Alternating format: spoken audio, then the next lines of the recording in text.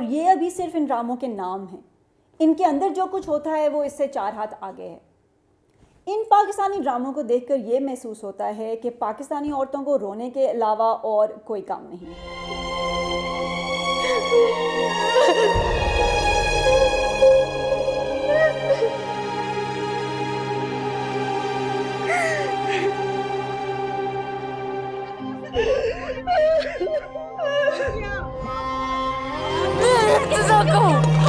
इर्तिज़ा तो हमेशा मेरा था इर्तिज़ा। मुझे उससे नफरत है। I'm just embarrassed looking at them। मैं ये नहीं कह रही कि औरतें रोती नहीं हैं या रो सकती नहीं हैं या इस माशरे में उनके ऊपर वो मजालिम नहीं ढाए जाते जिसकी वजह से उनको रोने की ज़रूरत पेश आए, लेकिन रोज़ बरोज़ डे आफ्टर डे रोती चीखती अपनी बेचारगी और मजलूमियत का नमूना पेश करती इन औरतों को देखकर ये महसूस होता है कि ना कोई पाकिस्तानी औरत खुश हो सकती है और ना ही उसे खुश होते दिखाया जा सकता है। इन ड्रामों में हमारी औरतों के आंसुओं और इस्तेहसाल को एक over the top commercial package बनाकर सिर्फ बेचा जा रहा है। ड्रामा मेकर्स का ये कहना है कि ये कहानियाँ हमारे माशरे की अक्कासी करती हैं और इसकी बुराइयों को मंजर आम पर लाकर इसकी इस्लाह करने की कोशिश करती हैं। लेकिन अगर हम इन पर थोड़ा सा गौर करें तो हमें अंदाज़ा होगा कि these plays are really bad art, और बुरा आर्ट कभी भी मुआशरे की हकीकतों और कॉम्प्लिकेशंस के साथ इंसाफ नहीं कर सकता। इन ड्रामों का मकसद मुआशरे की इस्लाह नहीं बल्कि औरतों को उन्हीं किस्म की मुश्किलात में घिरा दिखाकर एक ट्रेजेडी पॉर्न क्रिएट करना है जिसमें मुआशरा और भी ज़्यादा धंसता चला जाए।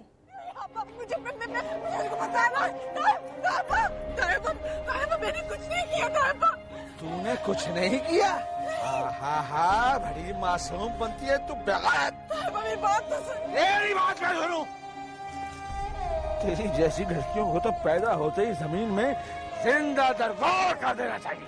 मैंने कुछ नहीं किया।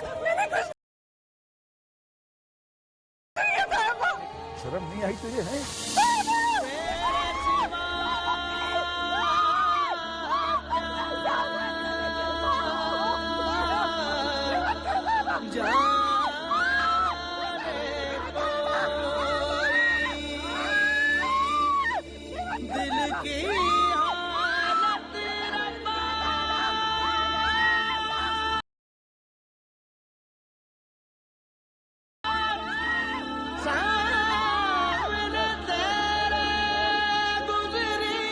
है बकवास कर रहा है। आपको मुझ पे यकीन है ना अशर? अशर मुझे देखिए, मेरी बात सुने। अशर प्लीज, मैं ऐसी नहीं हूँ, आप जानते हैं मैं ऐसी नहीं हूँ। मेरा अशर से कोई ताल्लुक नहीं है। अशर मैं आपकी खरीद हूँ, मैं आपसे बहुत मोहब्बत करती हूँ। मैं आपकी अमानत में कोई ख्याल नहीं रखी। आप मेरा यकीन करें अशर प्लीज। अशर अगर ये कहानियाँ इक्का दुक्का कहीं कहीं दिखाई जाती तो फिर भी काबिल कबूल हो सकती थीं, लेकिन 100% कहानियाँ जब इन्हीं ट्रोप्स के इर्द गिर्द घूमती हैं तो ये एक प्रॉब्लम है। ट्रोप number 1, the Asghari Akbari binary. Urdu का एक पुराना नावल है मरातुल उरूस। उसकी 2 ख़वातीन किरदार हैं, अकबरी और असगरी। ये दोनों बहनें हैं। अकबरी बड़ी बहन है जिसमें दुनिया की हर बुराई मौजूद है। वो फसादन है, झगड़ालू है, बदतमीज़ है, फूहड़ है, नीज़ के वो बुराई की एम्बॉडीमेंट है। उसके बरक्स उसकी छोटी बहन असगरी बहुत ही खुशतबा, नेक, शरीफ, घरेलू और सुघड़ है। ये ड्रामा 1869 में लिखा गया था और आज तक हम जो ड्रामे बना रहे हैं वो इसी प्रोटोटाइप को फॉलो कर रहे हैं। यानी कि 2 सदियों के गुजरने के बावजूद हम आज भी वहीं खड़े हैं। हम 21वीं सदी में जो ड्रामे देख रहे हैं उनमें औरतों के पास सिर्फ 2 ही ऑप्शंस हैं, बेचारगी और सेल्फ सैक्रिफाइस या ईवल और खुदगर्जी। तुम्हारा मतलब जो भी हो, आज ये फैसला होकर ही रहेगा। इस घर में मैं रहूंगी या फिर वो अमल रहेगी। इतनी जज्बाती ना हुआ करो, अम्मी समझा रही हैं उसे। अगर इतनी समझने वाली होती ना तो ये दिन ना देखना पड़ता। जब दिल करता है मुंह उठाकर 2-2 महीने के लिए मैके आ जाती है। मेरा सुकून बर्बाद करके रख दिया उसने। हाय सज्जू, ये क्या कर रही हो? मैंने मना किया था ना, वो इसका कोई काम तुम नहीं करोगी, उनको सिर्फ मेरे हाथ के काम पसंद है। सॉरी बाजी, मैं फारिग थी तो सोचा कपड़े इस्त्री कर लूं, आप थकी हुई आई होंगी। मोइस के कामों के बारे में ना सोचा करो तो बेहतर है। चलो किचन में जाओ, गोश्त डी फ्रीज करो। वो सब मैंने कर दिया। अच्छा सुनो, शाम को मेरी सास आ रही है, स्पेशल डिनर बनेगा। तुम सिर्फ सब्जियां काट दो, खाना सारा मैं खुद बनाऊंगी। वैसे बाजी आप थकती नहीं, घर का भी काम करती हैं और ऑफिस का भी। एक कामयाब और समझदार औरत एक वक्त में बहुत सारे काम कर सकती है। और मजे की बात तो ये है कि किसी को भी अपनी थकन का पता नहीं चलने देती वो।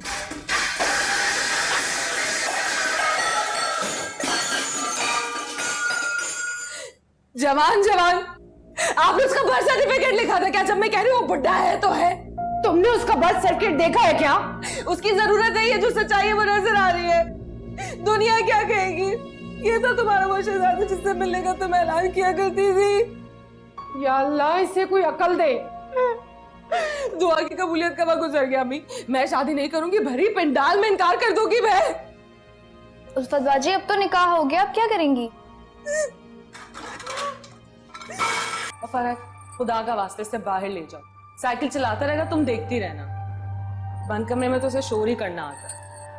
अरे नहीं, बाहर मत भेजे, बाहर बहुत गर्मी है उस्ताद बाजी। अरे ये इतना प्यारे से बच्चा यहाँ क्या कर रहा है? क्या हो बेबी को? क्यों रो रहे हो? I have some news for you. Vienna conference में मेरा सिलेक्शन हो गया है। अभी उन्होंने मुझे इन्फॉर्म किया है। Congratulations. अब ये बताओ कि मेरा ब्राउन सूट कहाँ है? मुझे मीटिंग के लिए जाना है। फजाला, मैंने तुम्हें कितनी बार कहा है कि तुम ये देख लिया करो कि मुलाजिम ने मेरे कपड़े वार्डरोब में रखे हैं कि नहीं। सलीम छुट्टी पर चला जाए तो कुछ चीज जगह पे मिलती ही नहीं है। कम से कम उसकी एब्सेंस में तो तुम मेरे चीजों का ख्याल रख सकती हो ना। इन मुलाजमों का भी कोई हाल नहीं है। मजाल है जो खुद ब खुद कोई काम कर लिया करे। मुलाजमों का इसलिए कोई हाल नहीं है कि खातूने खाना का कोई हाल नहीं है। नहीं, थोड़ा बहुत काम होता तो मैं खुद ही करवा लेती, आपसे थोड़ा ही कहती।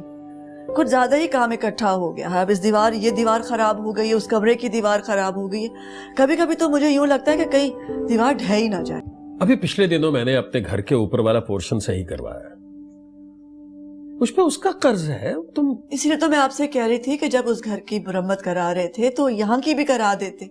मजदूर तो लगे हुए थे। राफिया, जब मैं अपने घर का काम करवाता हूँ तुम्हें इस घर का काम क्यों याद आ जाता है? बताओ क्यों? इस उम्मीद पर कि शायद इस घर को भी आप अपना घर समझेंगे। घर में बैठी जो खवातीन इन सब ड्रामों को देख रही होती हैं, उनको ये बताया जाता है कि अगर वो सेल्फ सैक्रिफाइस की देवी बन जाएं तो सब कुछ मैजिकली ठीक हो जाएगा। उनके खामंद और ससुराल वाले उनकी तारीफों की माला जपेंगे और वो डिफेंस में एक बंगले की ठाकुरैन बन जाएंगी। चाहिए तो सिर्फ एक चीज, सेल्फ सैक्रिफाइस। मैं तुम्हें कहता था तुम रुकी होती। हाँ तो भी ठीक है, मैं कह रहा हूँ। क्या? ये आइंदा अगर तुमने उस घर के बाहर कदम भी रखा तो तुम्हारी टांगे तोड़ दूंगा मैं। ठीक, जिंदगी गुलजार है जैसे जारून उसको कहता है। इश्क का दरबार है। ट्रोप नंबर 2, औरत ही औरत की दुश्मन होती है। किंजा देखो, तुम्हें कोई ना शदीद किस्म की गलतफहमी हो गई है, शदीद किस्म की। मुझे तो कोई गलतफहमी नहीं हुई है, लेकिन शायद तुम्हें कोई शदीद खुशफहमी हुई है कि तुम अरसल को मुझसे छीन लोगी। तुम अभी तक यहाँ हो? मेरा घर छोड़ के गई नहीं अभी तक? लगता है धक्के खाने का बहुत शौक है तुम्हें। कितनी ढीठ हो। मैं यहाँ से कहीं नहीं जाऊंगी जब तक अशर नहीं वापस आ जाते। मैं यहाँ से हिलूंगी भी नहीं। मैंने तुम्हें 2 घंटे पहले कहा था कि मेरे घर से निकल जाओ। मेरा बेटा यहाँ पे वापस उस वक्त तक नहीं आएगा जब तक तुम अपनी मनहूस शक्ल लेके निकलोगी नहीं यहाँ से। टाइमा, आपने खुद तो भेजा था मुझे यहाँ पे बिस्तर। चुप हनाफा, मेरे बेटे ने तुझे सर का ताज बनाकर रखा और तू उसके पीठ पीछे ये करते फिर रही है सब कुछ। शर्म नहीं आती तुझे? तो मर जाना चाहिए। क्या किया है मैंने? क्या किया? झूठी मक्कार। या अल्लाह, इस घर के मर्दों को क्या हो गया? आके देखे सब कुछ। और इन ड्रामों में कोई 2 औरतें एक दूसरे की दोस्त नहीं हो सकती, और अगर गलती से कभी हों भी तो इसका मकसद हीरो को हीरोइन से मिलवाना होता है। बजाते खुद इस दोस्ती का कोई मकसद या मायने नहीं हो सकता। Trope number 3, lack of agency. औरतों की अपने हाथ में कभी भी एजेंसी नहीं होती। एजेंसी का मतलब है अपनी ज़िंदगी की भागदौड़ अपने हाथ में खुद संभालना, अपनी ज़िंदगी को अपने हाथ से मोड़ना, अपने हिसाब से बेहतर करना, बदलना। ये सब हमारी ड्रामों की औरतों के बस का रोग नहीं। ये औरतें सिर्फ फेट, मर्दों और मुआशरे के हाथों में एक मोहरा हैं। वो अपने जोरे बाजू से अपनी किस्मत नहीं बदल सकती। मिकाइल, मिकाइल, खुदा के वास्ते मेरी बात सुनो, प्लीज मेरी बात सुनो, ऐसा तो मत करो। मैं अपनी शक्ल भी नहीं दिखाऊंगी, मैं यहाँ से चली जाऊंगी। मुझे प्लीज तलाक तो नहीं दो मिकाइल। मिकाइल, दरवाजा खोलो, मेरी बात सुनो मिकाइल। मैं नहीं जाऊंगी, मैं नहीं जाऊंगी। मिकाइल, बस एक दफा मेरी बात सुन लो, प्लीज एक दफा बात सुन लो। वो नहीं सुनेगा।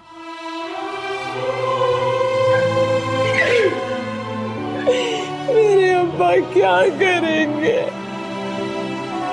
मेरी अम्मा सबको कैसे मुंह दिखाएंगे मिकाइल? आज़ाद, मेरा हाथ छोड़े। आज़ाद, आज़ाद, मेरा हाथ तो छोड़े, मेरी बात तो सुना, मेरे साथ गलत कर रहे। आज़ाद, आज़ाद, आज़ाद, ले जाएं इसे यहाँ से।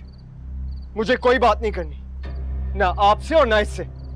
ऐसे क्यों कह रहे हैं? इसने ऐसा क्या किया आज़ाद? ये आप इसी से पूछिएगा। चले। आज़ाद, मेरी बात तो सुने। आज़ाद, आज़ाद, प्लीज दरवाजा खोलें, प्लीज। मैं इतनी रात को कहाँ जाऊंगी?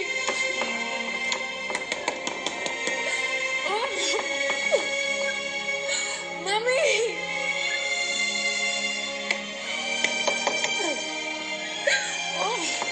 ट्रोप नंबर 4, कैजुअल सेक्सिज्म। इन ड्रामों को देखकर यह महसूस होता है कि पाकिस्तान में अभी 21वीं सदी का आगाज़ नहीं हुआ।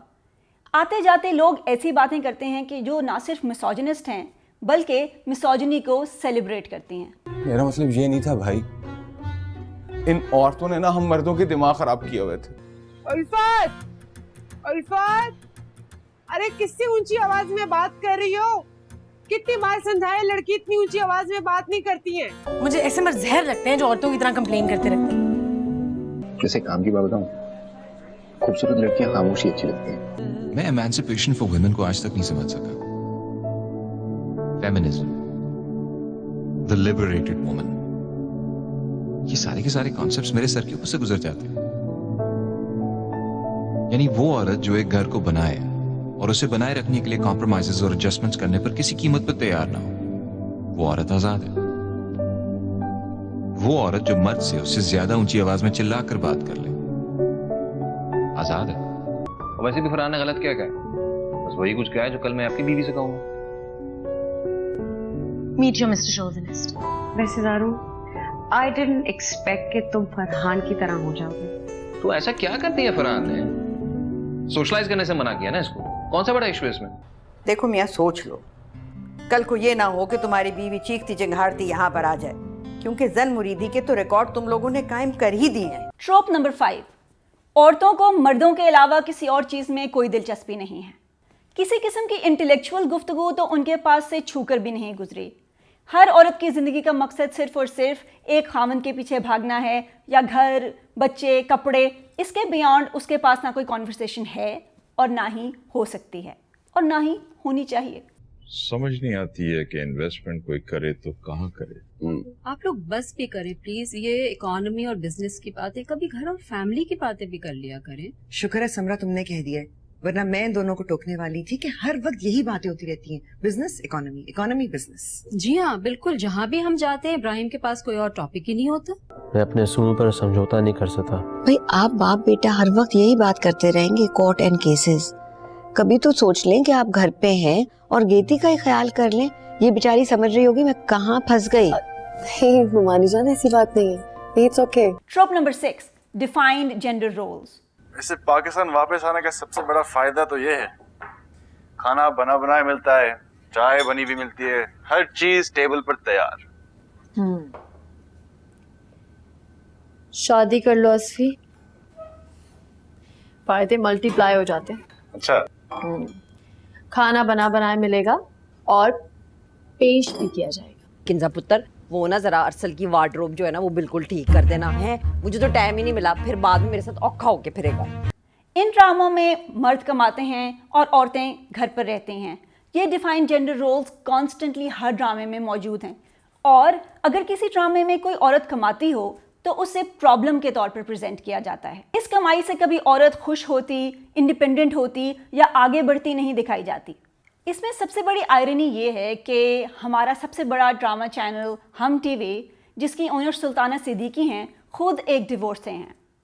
अगर हम इनको पाकिस्तान की सक्सेसफुल तरीन औरतों में शामिल करना चाहें तो ये कुछ गलत नहीं होगा, लेकिन हम टीवी के अपने ड्रामों में कोई भी एक ऐसी खातून नहीं है जो सुल्ताना सिद्दीकी की तरह इंडिपेंडेंटली सक्सेसफुल हो।